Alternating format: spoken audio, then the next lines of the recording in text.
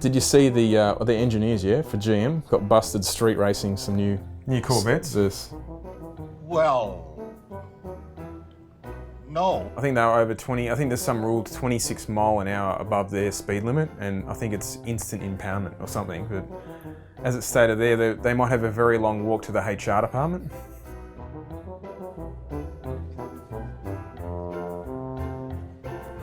Imagine that, police are in here, I've got him in lockup. Yeah, come get the cars. I know for a fact that's happened here. Really? Oh yeah. With Holden and Ford people? No, not Holden and Ford's people specific, but I've heard about people in the media and so forth over the years doing some sketchy things, and obviously it's all kept on the down low. Nah. All right, you filming?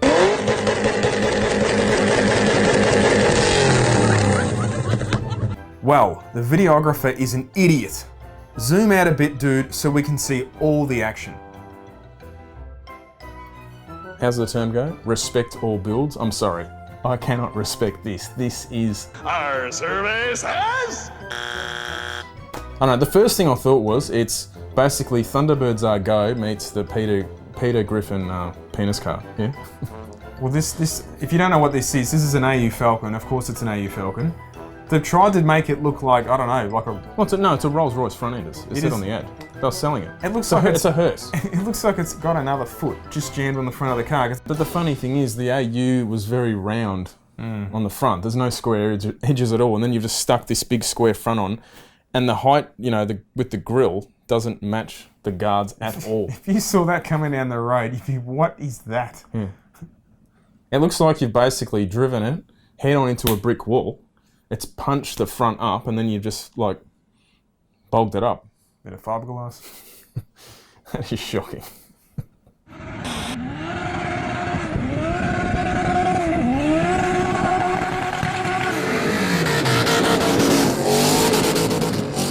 As you know, 2019 finished, and the road toll is always a huge deal in Australia. Australia. Hashtag. Road toll went up, I think it was 40 or 50 over the year before or something, but it's basically crept up the last 2 years. Weren't a lot of those on country roads though? Heaps of them. Yeah. And where the stat is totally sorry, it's lightning and thunder outside. Where the stat is totally misleading, if you look into it, they just go, oh, the figure's higher. And you go, my first thought was, well, hang on, how many new cars are on, extra cars are on the road? How many new people are driving, as in like immigrants come into the country, they get a license. New people born here, the population is growing, right? Yeah, just the amount of new licenses being issued. And as soon as you dive straight into the stats, yeah. So it actually gone down, but they just have the misleading title saying the road toll has gone up. So more speed cameras. Murder, death, kill. Road toll is technically actually going down. You can't look at it how as a grand scale there's a certain amount of deaths on the road. You've got to look at that. Yeah, and where they died, i.e. country roads. And heaps of them are on country roads. Apparently a lot of them, I could be wrong, but I remember reading quite a few of the deaths were like over 70. Oh, old age. Older drivers on country roads, you know, probably falling asleep, I don't know. But I'm saying you've got to look at, there's so many factors that go in. But you look at the stats and you think you can twist a headline to make it totally misleading, and people then just go, oh, the road toll's gone on. You go, well, yes, and no. It's not that straightforward. Yeah, of course not. But it's just a good way to install more speed cameras. Because speed kills.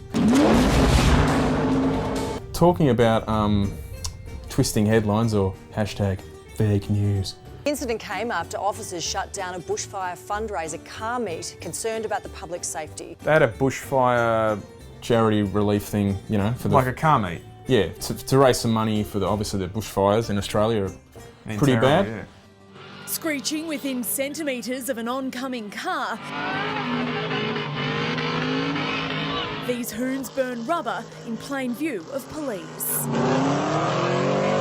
He was doing loops. The cops were there, weren't they? This guy... On the video, you can see the police. You can see a police on the other side of the road. He just pulls out and starts doing... Into traffic.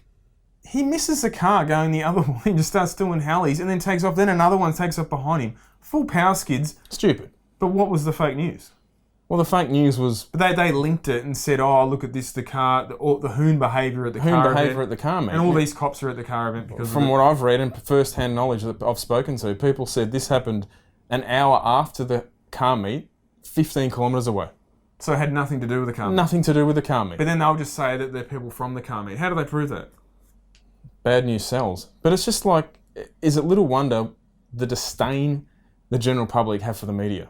You are fake news. Yeah, I know. Just rubbish. And then apparently the organisers said they raised $6,066. None of that's ever mentioned, like the good side of, there's always a lot of money being raised in the automotive community for charities. Is if Current Affair and is Tracy Grimshaw still on that show? Not that I watch it, but as if a Current Affair, this is going to be their number one story Monday morning. Bang. Oh, yeah. It's fast and furious. Yeah, I don't know if they're going to be up. They've been called out straight away, which is great. It's just, look, I don't really watch mainstream TV at all. I think most people don't, to be honest. But Don't scream at me. No, I am going to scream at you. that's the stuff that makes the headlines, isn't it? Which is a failing pile of garbage. The segment I always like talking about, new cars. There's been some big developments since the last bench talk. One in particular I like is this one called a McLaren Speedtail.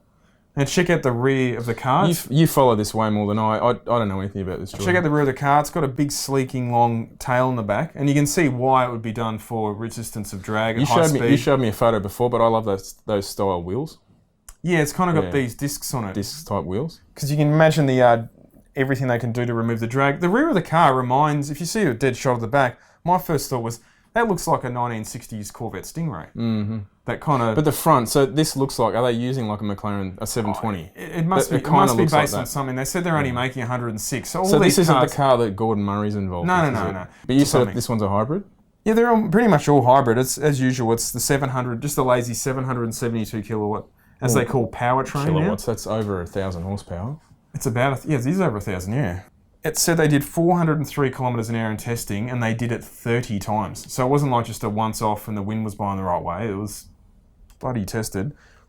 Now, remember the old 0 to a 300k sprint back in the days with Japanese 1,000 horsepower GTRs? The R33s, yeah.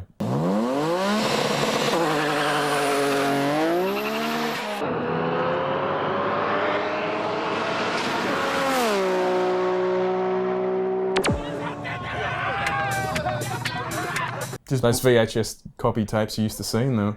Now it's just standard on a car. 0 to 312.8 seconds. Yeah, impressive. So that's going to be doing a pretty damn quick quarter mile time. It's obviously extremely aerodynamic. That's what gets the speed. The entire body is carbon fibre. It doesn't even have side mirrors. It has little cameras that pop out, so it would give you a visualization of what the mirror would normally see. And then when the car's not running, the cameras disappear into the body. Yeah. So obviously when it's parked there, look how sleek it looks. It doesn't have mirrors and stuff hanging off. It's pretty amazing. Yeah, but back to reality. Toyota are killing it at the moment.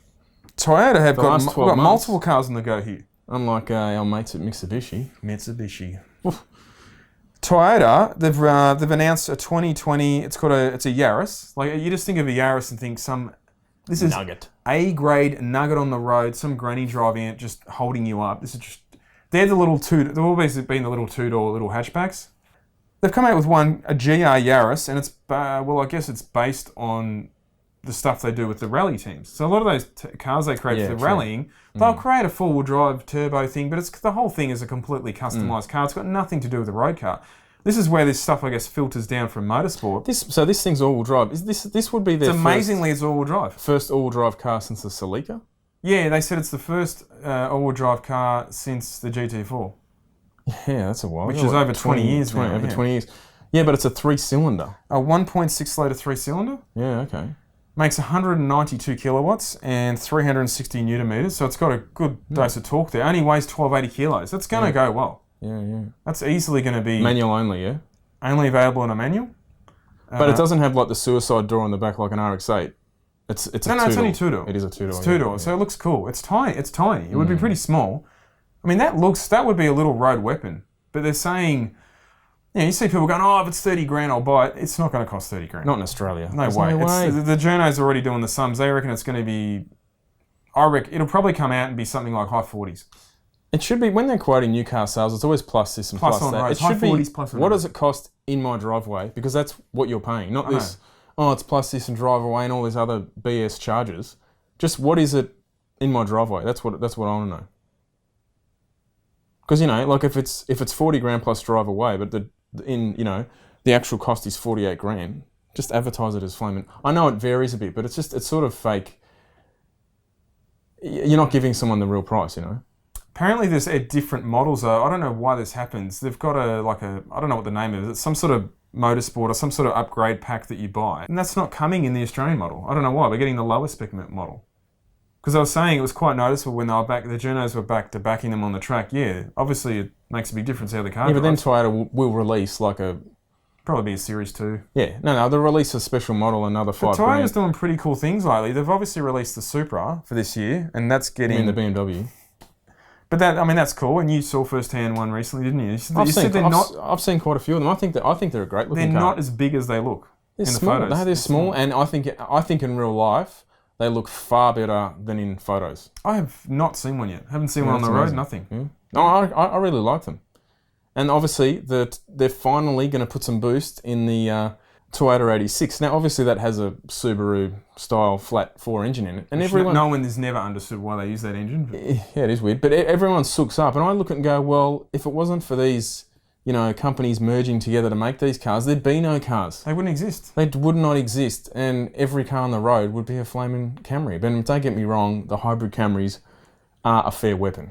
But not everyone wants to drive that vanilla style I saw motor. people saying, because it's been announced that obviously the 86, yes, it's finally getting some boost. But it's getting a bigger engine, yeah? 2.4 litre. I was to say, about 190 kilowatts, 386 of torque. And I was having a look, that's, like, of course, usual idiots online saying, oh my God, that's only like a 40, not even a 35 kilowatt increase or something. Do they understand what torque is? No. It's got a 77% increase in torque. 77% increase. That's massive. The car would drive unbelievably Well, different. if you've ever driven a standard Toyota 86, I'm surprised it's not a 187% increase. Like, they have no torque. They're People like are- driving the first gen even saying, MX-5. why don't they just stick one of the Toyota engines in it? You're like, well, if they're going to do that, they would have done it originally I know. when they did the car. They're going to re-engineer the car. Like, I know. Because they don't understand. Like, when you put an engine... Like, if you've ever seen, say, an Impreza, and they put a flat 4 engine in it, the engine's half hanging out of the bonnet. yeah, way too high. Because the whole body and everything is built around an engine that sits low down. You can't just change an engine. It's not going to fit. But anyway, as you'd assume, most people are pretty pleased with this. It's cool. And of course, people think, oh, is the price going to go up? Of course it's going to cost more. It's got to go up. It's not going to be a turbo expect? version. It's probably going to have, you wouldn't be surprised, who knows, it might even get better brakes. Who knows what it's going to have, right? But they don't just throw that stuff in for nothing. What I haven't read into it enough, are they still actually offering it as an NA deal? They'd have to, surely. Because obviously they need an entry-level one. Yeah, because then the price would go up and all of a sudden they're not selling as many. But anyway, a turbo 2.4.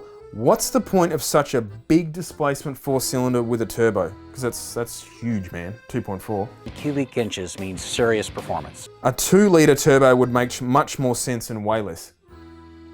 But generally, a bigger cubic engine, you've got a broader torque range. Of course A torque range, sorry. They're better to drive. This reminds me, obviously, Big displacement. when Mazda did that limited run, the first That was turbo. that was only in Australia. only too. straight, yeah, they did it looked like it was full eBay style bolt-on kit. That transformed that car. Light car, a bit of boost, and that's why it was good to drive, because it had torque. And then Mazda Japan ended up selling. It was very watered down. Yeah, no, he made 125 kilowatts or something. Yeah. It was Yeah, it wasn't hopeless, much at all. A 2.4 litre turbo to make 255 horsepower. A Honda S2000 from a decade ago bags 240 horsepower from an NA engine.